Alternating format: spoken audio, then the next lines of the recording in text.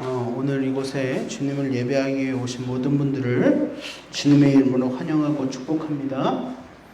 오늘 예배한 말씀 가운데 하나님께서 부어주시는 또한 그리스도의 평강과 사랑과 은혜가 저와 여러분들의 삶 속에 가득 채워지길 축복합니다. 이 시간 위기를 기회로 바꾼 교회, 위기를 기회로 바꾼 교회라는 제목을 가지고 함께 하나님의 말씀을 나눌 때에 말씀을 통해 웨슬리 목사님이 경험했던 마음이 뜨거워지는 은혜가 저와 여러분들의 삶에 경험되어지길 축복합니다. 흔히 어려운 시기가 도래할 때에 하는 격언으로 자주 사용되는 말 중에 하나가 위기가 곧 기회다라는 말이 있습니다. 많이 들어보셨을 것 같습니다. 우리들이 살아가는 삶이라는 개념 안에는 크고 작은 위기가 늘 존재합니다. 개인적인 위기도 있지만 어떤 공동체적인 위기도 있을 수 있고 국가적인 위기도 있을 수 있겠죠. 그리고 이 위기는요, 개인을 넘어서요, 국가적으로, 경제적으로 또 역사적으로 볼 때에 언제나 위기는 존재해 왔습니다. 위기를 마주할 때에 그 위기 앞에서 절망하고 좌절하는 사람이 있는 반면에 그 위기를 기회로 삼아서, 그 위기를 발판 삼아서 성장하는 사람들, 성장하는 기업은 언제나 존재해 왔습니다. 위기는 교회의 역사 안에서도 나타납니다. 교회는 늘 위기였고요. 오늘날 그 위기는 현재 진행형입니다. 비록 코로나를 겪으면서요, 교회의 위기를 교회를 향한 박해라고 보는 분들이 계세요. 그런데 저는 그 말에는 동의하지 않습니다. 왜냐하면 그동안 우리 크리스찬들이 예수를 믿는다고 고백했던 사람들이 예수를 믿는 자다운, 예수 믿는 사람다운 모습을 보여주지 못했기 때문입니다. 참된 그리스도의 모습을 우리가 보여주지 못한 결과이기 때문에 저는 이 상황을 교회에 대한 박해라고 바라보진 않습니다. 그러나 박해까지는 아니라고 생각을 하지만 분명한 것은 무엇이냐면 위기라는 거예요. 분명히 한국교회는 위기입니다. 그것도 아주 심각하고 큰 위기 앞에 우리는 직면해 있습니다. 그리고 교회의 역사를 볼 때 교회는 위기를 기회로 삼아서 변화하고 성장하고 성숙해 왔습니다. 그리고 오늘 본문의 이야기는 그 큰 위기를 기회로 바꾼 교회의 이야기가 들어가 있습니다. 초대교회, 처음에 생기진 그 교회는 어떻게 위기를 기회로 바꿀 수 있었을까요? 오늘 말씀을 통해 위기에 처한 이 땅의 교회, 그리고 우리 교회가 오늘 말씀을 통해 위기를 기회로 삼아 변화하고 회복되는 놀라운 은혜가 있기를 주님의 이름으로 축복합니다. 첫 번째로 위기 속에서 복음을 통해 변화된 자들이 있었다는 거예요. 위기의 때에 변화된 자들이 있었다는 겁니다. 오늘 본문의 이야기를 나누기 전에 이 사도행전, 오늘 본문인 이 사도행전을 좀 살짝 짚고 넘어갈 필요가 있습니다. 이 사도행전의 저자는 사중복음, 복음서 중에서 누가복음을 쓴 누가입니다. 누가가 누가복음도 썼고 이 사도행전도 썼어요. 이 사도행전 앞에 마태, 마가, 누가, 요한 이 복음서가 4개의 복음서가 이 땅을 구원하러 오신 예수님의 삶과 예수님의 죽음 그리고 부활에 대한 이야기를 다루고 있다면 이 사도행전은요, 예수님이 승천하신 뒤에 오순절 마가의 다락방에서 성령을 체험한 제자들이 변화되기 시작합니다. 성령을 받고 변화되기 시작해요. 그리고 그 변화된 자들이 퍼져나가기 시작합니다. 퍼져나가면서 뭘 전해요? 자신이 만나고 경험했던 예수님을 전하기 시작하는 거예요. 그분이 진짜 메시아다. 그분이 진짜 우리를 구원하러 오신 이 땅의 왕이다. 이걸 전하기 시작한 겁니다. 그분의 죽으심과 그분의 부활하심을 전하기 시작하는 거예요. 즉 땅끝까지 예수님의 그리스도의 증인이 되어서 복음을 전하는 이야기를 다루고 있는 책이 무엇입니까? 바로 사도행전이에요. 사도행전. 사도들이 행한 이야기. 그래서 사도행전입니다. 자, 이게 사도행전에서 이야기하고 있는 중요한 핵심이거든요. 변화받은 제자들이 복음을 전하는 이야기.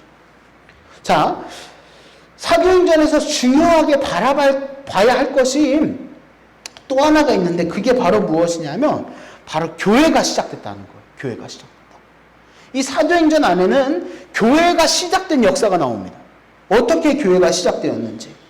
자, 성령의 충만함을 받았어요. 마가의 다락방에서 성령의 임재를 경험했습니다. 그리고 충만함을 받은 사도들이 담대하게 죽음을 두려워하지 않고 복음을 전하기 시작합니다. 그리고 놀랍게도 그 복음이 전해지는 그곳에 변화가 일어나기 시작해요. 베드로가 설교를 했을 때, 예수님을 전했을 때에 3,000명이 회개하고 돌아서는 놀라운 역사가 일어납니다. 가는 곳곳마다 병자가 치료되는 일들이 일어나요. 자, 그래서 점점 이 사도들이 복음을 전하는 것을 통해서 복음을 받아들이는 사람들이 늘어나기 시작합니다. 이때 문제가 하나 발생하는데 헬라파 유대인과 히브리파 유대인들 사이에 다툼이 발생해요.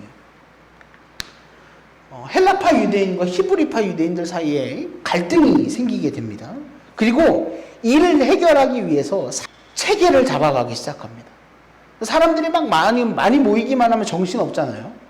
그래서 어떤 체계를 세우냐면 스데반과 빌립을 포함한 총 7명의 일꾼을 세웁니다. 그래서 그들을 통해서 교회를 정리하고 치리하도록 하고 자신들은 말씀을 전하는 일에 집중하기 시작해요. 체계가 잡히는 겁니다. 그리고 이게 바로 초대교회가 시작되는 과정이었습니다. 이렇게 시작된 거예요. 사람이 많아지고 헬라파 유대인과 히브리파 유대인 사이에 갈등이 생기자 그것을 정리하면서 체계를 만들기 시작하고 그게 바로 교회가 되는 거죠. 이 교회가 세워지는 이야기는 사도행전 6장에서 다루고 있습니다. 6장. 자, 그리고 7장에서 앞서 말한 집사로 세워진 스데반이 죽게 돼요. 스데반 집사가 죽게 됩니다. 돌에 맞아서 죽어요. 처참하게 죽습니다. 그리고 그 스데반이 죽는 일에 앞장섰던 사람이 훗날 다메섹 도상에서 예수님을 만나 변화되어 삶이 죽는 날까지 복음을 전했던 사도 바울이 등장하는 거죠. 사도 바울 이전의 이름이 바로 사울입니다. 사울이 7장에서 등장합니다. 그리고 오늘 본문인 8장이 시작되는데, 자, 그럼 당시 상황을 좀 정리를 해볼게요. 지금까지의 상황. 자, 성령을 체험한 사도들을 통해서 복음이 지속적으로 전해지고 있었고, 복음을 받아들인 사람들은 늘어나고 있었고, 이로 인해 교회가 세워지기 시작했습니다. 굉장히 좋은 일 아닙니까? 그죠? 체계가 잡혀가고 뭔가 변화가 일어나고 좋은 일입니다. 그런데 이렇게 좋을 때에 문제가 발생해요. 어떤 문제입니까? 우리 1절 말씀 같이 읽어보겠습니다. 시작. 사울은 그가 죽임당함을 마땅히 여기더라. 그날에 예루살렘에 있는 교회에 큰 박해가 있어 사도 외에는 다 유대와 사마리아 모든 땅으로 흩어지니라. 아멘. 자, 예루살렘에 있는 교회에 뭐가 있어요? 큰 박해가 있었다고 이야기합니다. 여러분, 성장하고 있는 식물 보신 적 있으신가요? 막 식물이 성장할 때요, 그 식물의 줄기를 딱 꺾어버리면요, 식물이 제대로 자라질 못합니다. 힘을 받질 못해요. 마찬가지입니다. 지금 이 오늘 본문인 8장 이전의 상황을 보면 교회가 성장하고 있는 상황이에요. 체계도 잡히고 뭔가 정돈이 되고 성장하면서 좋은 결과들이 있는 이 상황에 큰 박해가 임한 겁니다. 마치 식물의 줄기를 똑 자른 것과 똑같은 상황인 거예요. 교회가 성장하고 있는 상황에 마주한 큰 박해는요, 사실상 굉장히 치명타예요. 치명타. 성장이 멈춰질 수도 있는 상황이에요. 두려우니까요. 예수를 믿다 걸리면 두려우니까 사람들이 예수를 믿겠습니까? 두려운 상황이 뻔해요. 이 굉장한 치명타예요. 그런데 이 큰 박해를 가했던 존재들이 누구냐면 바로 유대교 지도자들입니다.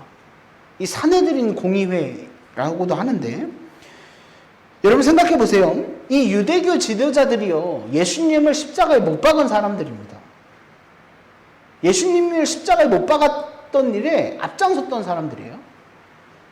그런데 이 사람들의 판단에는 예수가 전하는 이야기가 잘못되었고 자신들에게, 기득권을 가지고 있는 우리들에게 위협이 된다고 생각했기 때문에 유대교 지도자들은 예수를 십자가에 못 박았습니다. 그런데 시간이 흘러서 어느 순간 성령을 받은 제자들을 중심으로 다시 예수 그리스도에 대한, 예수님에 대한 이야기가 퍼져나가고 있어요. 유대 사회 안에요. 그럼 유대교 지도자들 입장에서 본다면 이건 굉장히 골치 아픈 일인 거예요. 자신들을 또 위협당할 자신들의 그 기득권이 또 위협당할 수 있는 상황이 될 수도 있고, 일단은 자신들의 입장에서 잘못됐다라고 했던 예수를 따르는 사람들이 생긴다? 이거는 바로 싹을 잘라야 되는 거예요, 사실. 유대교 지도자들의 입장에서는요. 왜냐하면 예수를 따르는 사람들이 세력을 키우게 되면 자신들이 누리던 기득권이 위험에 처할 수도 있기 때문이에요.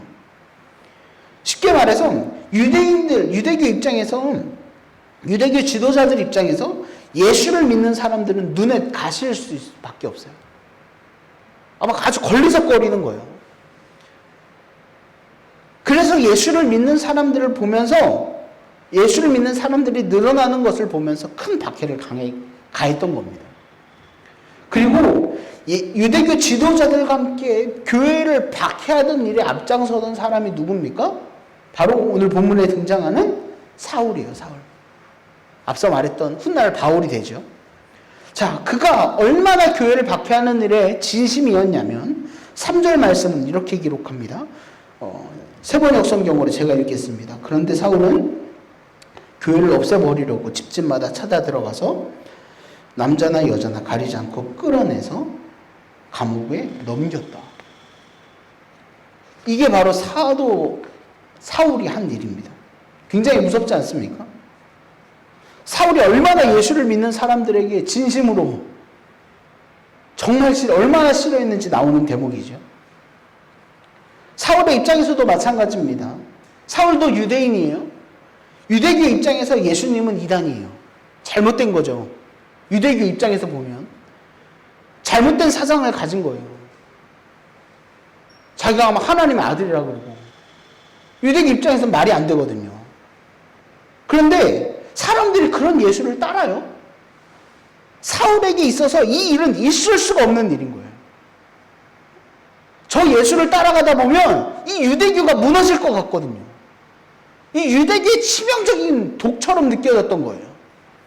그래서 이 사도 사울이 혼신을 다해 그리스도인들을 잡아서 감옥에 넣었던 이유는 유대교를 지키기 위해서입니다.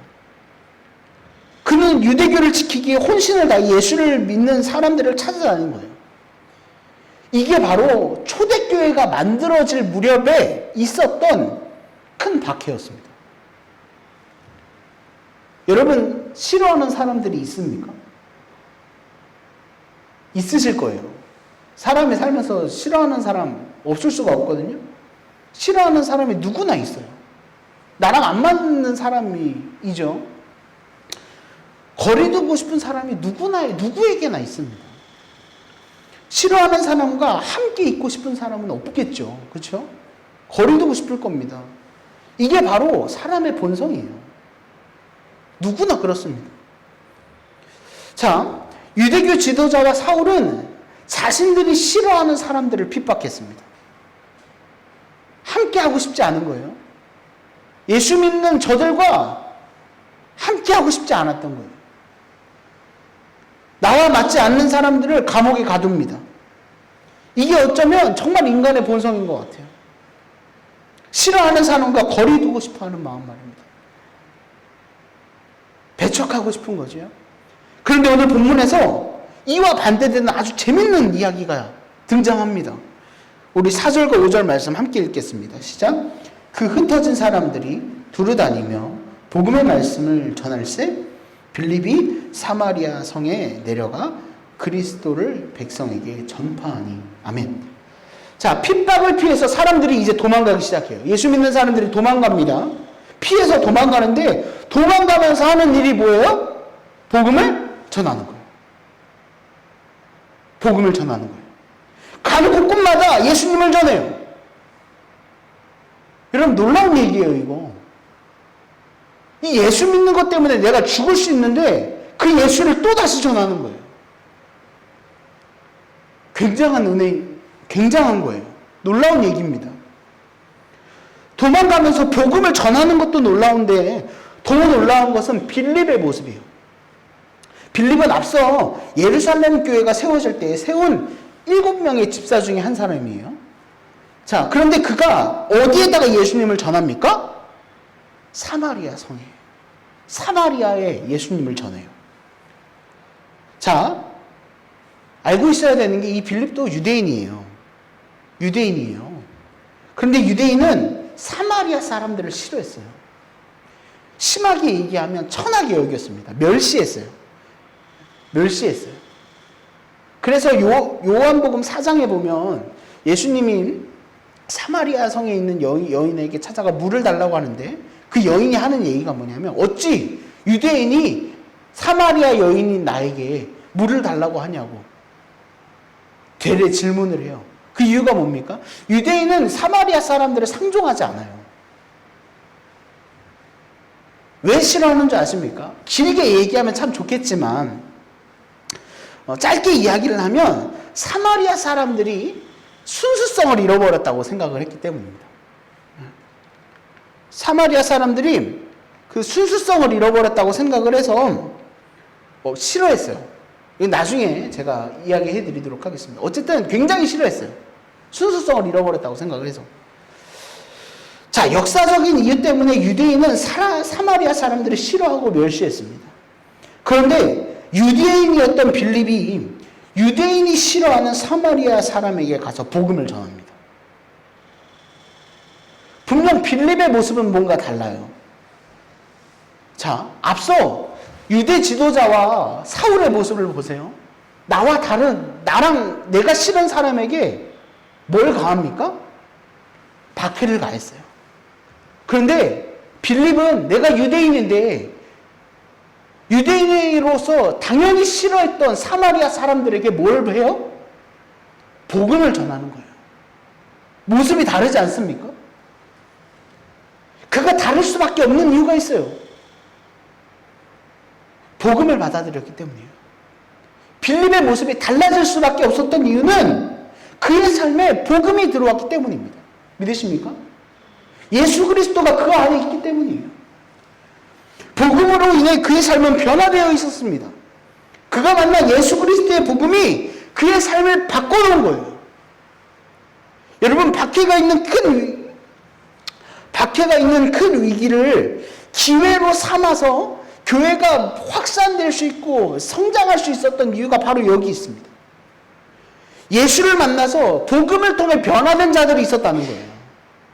죽음을 두려워하지 않고 복음을 전하는 자들, 참된 진리인 예수 그리스도를 만났기 때문에 전하지 않고는 견딜 수가 없었던 거예요.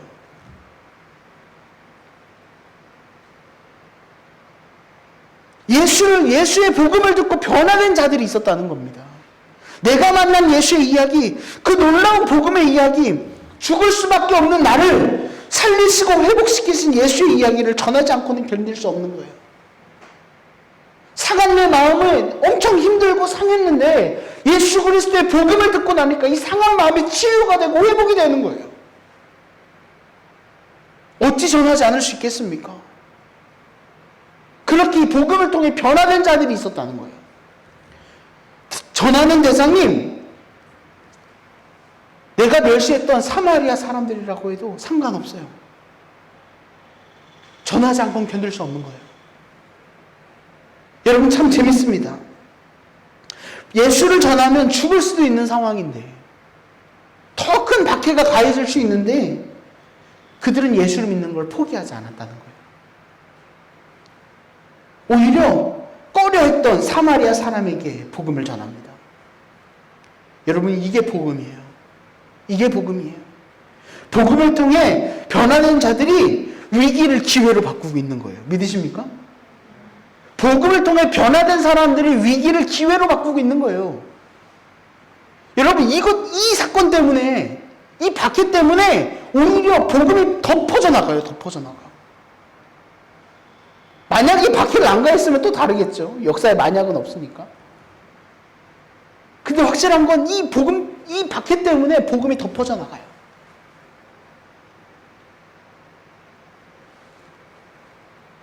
여러분 오늘날 이 땅의 교회가 겪는 위기를 우리가 위기를 경험하고 있죠. 그렇죠? 근데 이 위기를 극복하는 방법이 바로 여기에 있다고 생각합니다. 여러분 여전히 이 세상에는 복음을 통해 변화된 자들이 있어요. 예수를 믿지 않았는데 예수를 믿고 변화된 사람들의 이야기가 곳곳에서 들립니다. 코로나 시대에 우리는 다 전도 안 될 것 같죠? 그렇죠? 성장하는 교회가 있어요. 복음을 듣기 위해 몰려오는 교회가 있다고요. 여전히 복음의 힘이 있어요, 여러분. 믿으시길 바라요. 예수의 이름 안에 힘이 있다니까요. 그 이야기를 듣고 삶이 변화되고 이전의 가치관들을 내려놓고 하나님의 백성으로 살기를 선택한 사람들이 여전히 지금도 변화된 자들이 존재해요. 그리고 여전히 복음을 통해 변화된 자들이 필요합니다. 여전히 필요해요. 살아있는 예수 그리스도의 복음을 통해 삶이 바뀐 자들이 있어야 돼요. 억눌렸던 자가, 상처받았던 자가 예전에 받았던 그 아픔과 상처로 인해서 그 고통 속에서 살아가던 자가 복음을 통해 예수의 이야기를 통해 예수님이 날 위해 이 땅에 오셨고 내 삶을 구원하신 나의 메시아다라는 그 고백을 통해 변화되는 이야기가 필요한 거예요. 억눌렸던 사슬이 끊어지는 놀라운 은혜가 있어야 된다는 거예요. 그리고 오늘 저는 그 주인공, 복음을 통해 변화된 그 삶의 주인공이 저와 여러분들이 되길 주님의 이름으로 축복합니다. 우리가 되어야 되지 않겠습니까? 사랑하는 성도 여러분, 복음을 통해 변화된 자가 되십시오. 그 사람들이 위기를 기회로 바꾼 겁니다. 그래서 위기의 때에 복음을 통해 위기를 기회로 삼는 저와 여러분 모두가 되길 주님의 이름으로 축복합니다. 두 번째로 복음이 위기를 기회로 바꾸는 원동력, 힘이었다는 거예요. 여러분 이게 정말 중요해요. 앞서 이야기한 것도 중요하지만 이게 더 중요해요. 왜냐하면 그 변화된 사람들의 변화될 힘이 뭐냐는 거예요. 사람들이 변화돼서 복음을 전했는데 그 변화된 그 원동력이 뭐겠습니까? 예수예요, 예수. 다른 거 아닙니다. 앞서 이야기했듯이 빌립과 초대교회 그리스도인들은 큰 박해 속에서 복음을 전했습니다. 꺼려했던, 멸시하고 싫어했던 사마리아 사람들에게도 복음을 전했어요. 자, 여러분, 초대교회는요, 큰 박해라는 위기의 상황 앞에 놓여 있습니다. 박해를 가했던 이유는 더 이상 예수님을 전하지 못하게 하기 위함입니다. 그렇죠? 예수님을 믿는 자들이 확산되는 것을 막기 위해서 박해를 한 거예요. 그런데 오늘 우리가 본 것 같이 그 박해 속에서 복음이 확산됩니다. 저는 이 장면을 보면은요, 창과 방패의 이야기가 떠올라요. 자, 박해라는 박해라는 방패와 복음이라는 창이 서로 맞붙는 거예요. 이해가십니까? 저는 이 장면을 보면서 항상 그 생각이 나거든요. 박해라는 방패와 복음이라는 창이 서로 맞붙는 거예요. 그런데 여러분 잘 보세요. 방패가 이긴 걸로 보이십니까? 어떠세요? 방패가 이겼나요? 저는 아무리 이 장면을 아무리 봐도 창이 이긴 것 같습니다. 복음이라는 창이요, 박해라는 방패를 뚫었어요. 그러니까 누가 더 강한 겁니까? 방패가 강한 겁니까? 창이 강한 겁니까? 창이 더 강한 거예요. 복음이 더 강한 거예요. 복음이 더 강한 거예요. 여러분, 초대교회가 위기를 기회로 바꿀 수 있었던 가장 큰 이유는 변화된 사람들이 아니라 변화되게 만든 복음이에요. 이 순서를 잘 기억하셔야 돼요. 복음이 먼저입니다. 예수 그리스도의 복음이 결국 위기를 기회로 바꾸게 된 원동력이었다는 거예요. 왜 복음이 위기를 기회로 바꾸는 힘인 줄 아십니까? 따라합시다. 복음이 사람을 살리기 때문이다. 여러분, 그거예요. 복음이 사람을 살리기 때문이에요. 복음이 무엇입니까? 예수님이 우리를 구원하시기 위해 이 땅에 오셨고 모진 험한 십자가를 지시고 고난을 당하시고 죽으시고 부활하신 이야기가 바로 복음이에요. 그분이 나를 위해 이 땅에 오셨다. 나를 구원하시기 위해 나에게 묶여진 죄의 사슬을 끊어주기 위해 이 땅에 오셨다. 이게 복음입니다. 예수님의 죽음은 단순한 죽음이 아니에요.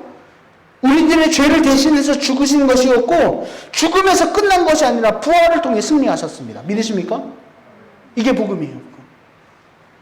그러니까 예수 그리스도를 믿는다라는 것은요, 죽음에 머물러 있는 것이 아니라 승리한 삶이에요. 생명에 머물게 되는 거예요. 억눌린 삶에 머물러 있는 것이 아니라 출애굽 탈출하게 되는 거예요. 세상이 우리를 억누를 수 없습니다. 예수를 믿는 것은 더 이상 세상에 속한 존재가 아니라 예수 그리스도를 통해 하나님께 속한 주님의 자녀라는 거죠.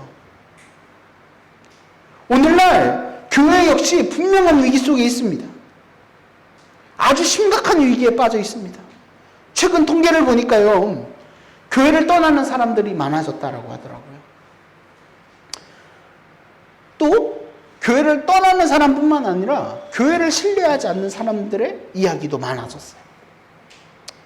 더 이상 이 땅의 교회는요, 사람들이 오고 싶은 교회가 아니라 되도록이면 거리 두고 싶은 존재가 되어버렸다. 이게 현실 아닙니까? 거리를 둬야 하는 교회가 된 것이 사실입니다. 그럼 이런 위기 속에서 교회가 할 수 있는 게 무엇일까? 다시 복음으로 돌아가는 겁니다. 다시요. 다시 시작해야 돼요. 여러분, 다시 예수 붙잡는 거예요. 우리들의 과오, 잘못된 모습들을 회개해야 됩니다. 주님이 세우신 교회는 이런 교회가 아니에요. 복음이 살아있는 교회의 모습은 이런 모습이 아니에요. 오늘날 교회의 모습이 아니라고요. 여러분, 빌립이요, 큰 박해로 인해 도망을 가면서 사마리아 성에 복음을 전하잖아요. 그런데 그 복음을 들은 사마리아 성의 모습이 어땠는 줄 아십니까? 오늘 본문 6절부터 8절 말씀을 우리 세번역 성경으로 함께 읽어보겠습니다. 시작. 무리는 빌립의 말을 듣기도 하고 그가 하는 기적을 보기도 하는 가운데서 한 마음으로 빌립이 하는 말을 쫓았다. 그것은 귀신 들린 많은 사람에게서 악한 귀신들이 큰 소리를 지르면서 나갔고 많은 중풍병자와 지체장애인들이 고침을 받았기 때문이다. 그래서 그 성읍에는 큰 기쁨이 넘쳤다. 아멘. 뭐가 넘쳤대요? 큰 기쁨이 넘쳤다는 거예요. 복음이 전해지는 곳에 귀신이 떠나가는 역사가 일어났던 거예요. 복음이 전해진 그곳에 아픈 곳이 회복되는 일들이 일어났던 거예요. 복음이 선포될 때에 결과가 나타났어요. 어떤 결과입니까? 회복되는 일들이 일어나는 거예요. 아픈 자들이 막 회복돼요. 상한 심령이 깨어나요. 낙담한 마음이 기쁨으로 바뀌게 되는 거예요. 여러분, 그렇게 회복되는데 복음을 들으니, 복음을 믿으니, 예수를 믿으니 회복되는데 어찌 기쁘지 않을 수 있겠습니까? 회복되고 있어요. 병이 떠나고요. 아픔이 치유되고 상한 마음이 회복되고 걱정과 근심이 바뀌어서 은혜와 기쁨이 되게 하는 게 복음이에요. 그런데 어찌 기쁘지 않을 수 있겠습니까? 큰 기쁨이 넘칠 수밖에 없는 거예요. 이게 복음이에요. 이게 복음의 힘입니다. 위기를 기회로 바꾼 복음의 힘이에요. 위기를 기회로 바꾼 것은 복음이에요. 복음. 교회를 움직이는 힘은요, 사람들의 권력이 아닙니다. 돈이 아니에요. 교회를 움직이는 힘은 사람의 힘이 돼서는 안 돼요. 교회를 움직이는 것은 권력이 되면 안 돼요. 돈이 되면 안 돼요. 뭐가 되어야 됩니까? 복음이 되어야 되는 거예요. 이곳에 왔을 때 여러분들이 참 힘든 마음, 어려운 마음, 낙담한 마음, 많은 고민과 근심을 가지고 있다, 이곳에 왔을 때에 복음을 통해 여러분들의 삶이 회복된다면, 내가 근심이 한가득이었는데 예배를 드리고 주님의 말씀을 듣고 복음을 들었더니, 예수의 이야기를 들었더니 그 짐이 막 내려가요. 그럼 여러분들 안 기쁘겠습니까? 두려움이 떠나가요. 안 기쁘겠냐고요. 그 역사가 사마리아 성 안에 있었다는 거예요. 여러분, 이 땅의 교회가 위기 속에서 기회를 바꿀 수 있는 중요한 원인은 다른 게 아니에요. 다른 게 아니에요. 이 위기를 타개하고 뚫고 나가는 건 다른 게 아니에요. 좋은 촬영 기법? 아니에요. 절대 아니에요. 절대 아니에요. 복음이에요. 복음. 조금 줄여볼까요? 여러분들의 가정 안에 어려움 있지 않습니까? 그 어려움을 타개할 수 있는 힘이 무엇이라 생각하십니까? 복음이에요. 복음. 예수의 이야기라고요.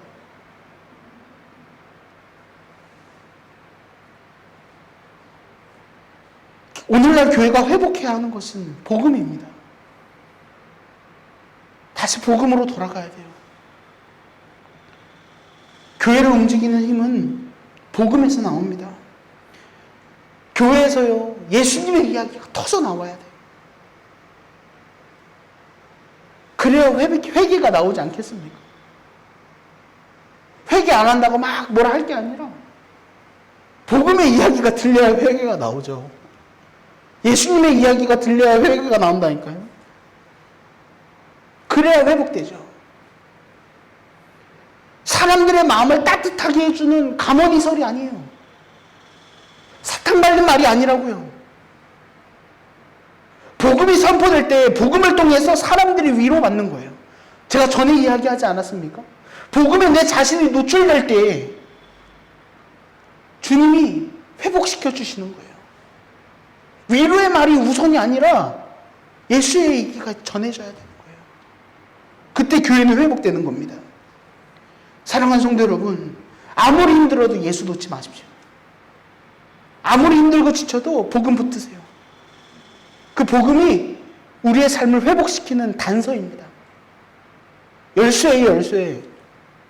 아무리 답답해도, 삶의 변화가 없어도, 절망 속에 있다 하더라도 예수 놓지 마세요. 예수 놓지 마세요. 예수님이 저와 여러분들의 삶을 다 알고 계십니다. 우리가 위로가 필요하고 답답한 상황인 거 알아요.